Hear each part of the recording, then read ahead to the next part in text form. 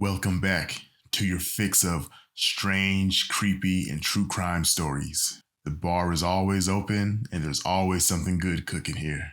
So pick your poison and always remember to leave a tip, join the SBG family, and remember you can always leave custom orders in the comments section.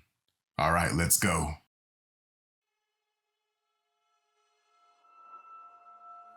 This is the tale of two men in Innisfail, Queensland, Australia, and a decision they made only after meeting each other briefly. This decision would prove to be fatal and ruin the lives of many. I don't think you're going to guess this one, so make sure you guys watch until the end. This one's a wild one. 36-year-old John Yalu from Vanuatu had been working as a banana picker at one of the many orchards in Innisfail. Innisfail was known for their orchards, and they would attract these migrant workers that would come and get this seasonal employment so they can provide money for the families and whatnot back home. These workers would make about $800 a week, which is the equivalent to about $8,000 in Vanuatu.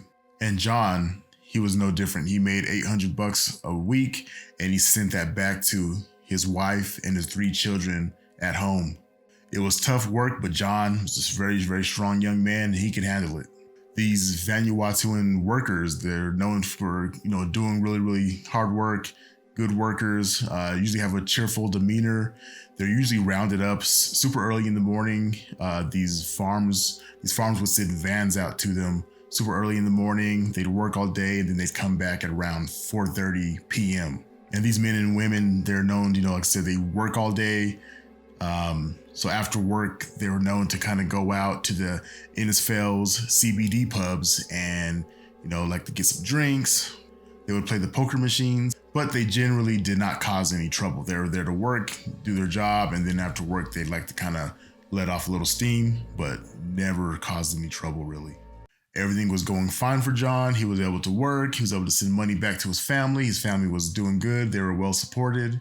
And one night after work, John went out with some of his co-workers to go get a drink, and they ended up at Night Rumors, a bar at one of Innisfail's main streets, and he consumed several alcoholic beverages. And it was a typical night, that is, until he met Kalman Tall.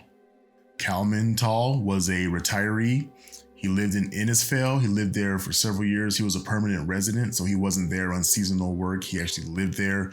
He owned a 4-bedroom home with his daughter, son-in-law, and their children, so he was a grandfather. Now, he wasn't a regular visitor to central Innisfail, but he was kind of developing a reputation around that area. He would visit local shops and these fishing haunts, but the reason why he was kind of gaining that reputation was for something a little different, something a little weird. See, Mr. Tall suffered from a strange affliction, and he had been known to kind of go around and make these propositions to random strange men. Now, in this particular night, John and Mr. Tall actually kind of crossed paths, and they began talking and discussing things.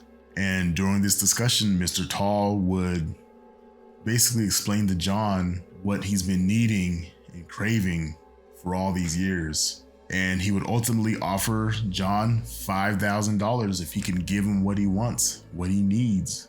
And John, a married father of 3, agreed to this dark request.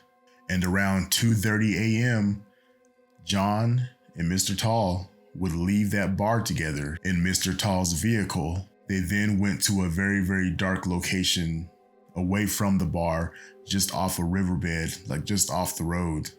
Once they reached that location, a blue tarp was laid down on the grass. Mr. Tall got himself nice and comfortable, sat down on the blue tarp. John was getting kind of nervous at this point. He was kind of having reservations. He started thinking, hey man, maybe I shouldn't do this. This isn't who I am. Started thinking about his wife and kids and how he's betraying their trust in this as well.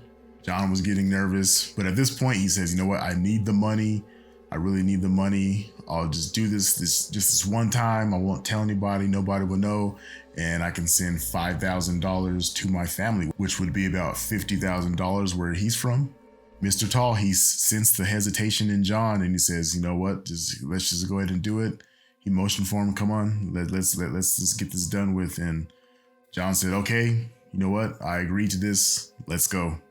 At this point, a circular saw, the kind that's operated by battery, you know, the one you put on a charger, you kind of charge it between jobs, had been taken out of Mr. Tall's vehicle.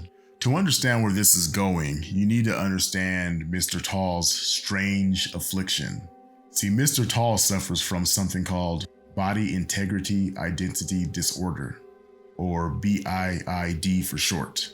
This is an extremely rare phenomenon of people who desire to have their limbs amputated.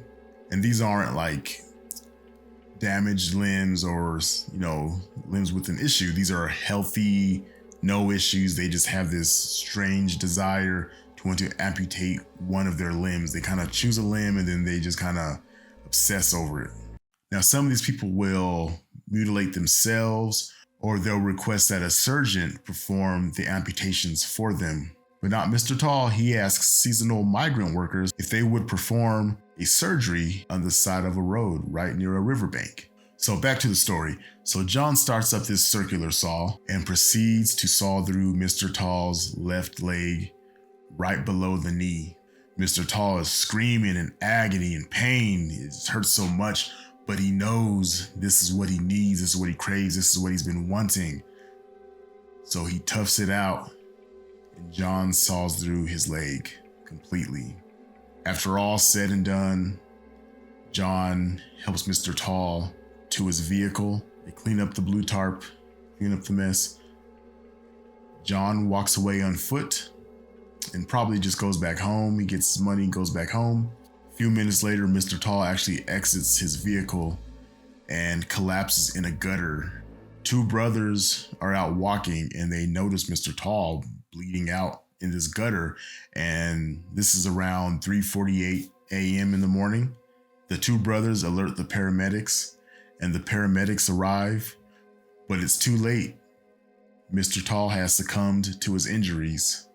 John was immediately arrested and charged with murder in this case, and Mr. Tall lost his life. Now, this is a strange case because, like I said, he had a reputation about going around asking people to perform this, I don't know if you can call it surgery, operation, I don't know what you would call it, but he had a reputation of going around and just asking these random men, these fishermen and shop owners, anyone that would just talk to him, listen to him, had a couple drinks in him, he would bring this up and just ask this question if they would chop off his leg. And usually people said, hell no, like, what are you talking about? That's insane. I would never do that. But he got the right one this time. He caught somebody that really needed the money, someone that really wanted to help his family out. And maybe he had a dark side to him too, and he wanted to chop off someone's leg. I don't know. It's a bizarre story, bizarre case. If you guys have any more stories like this, make sure to leave it in the comment section. Anything you want me to check out, any comments you have for me. But yeah, just let me know. If you guys like that story, you guys like what I'm doing here, I'm fairly new. I'm trying to get my channel up here. I'm trying to changing the brand of this channel, but go check out some of my old videos and see if you guys like those. I'm willing to take all feedback. Anyway, guys, be good, be safe.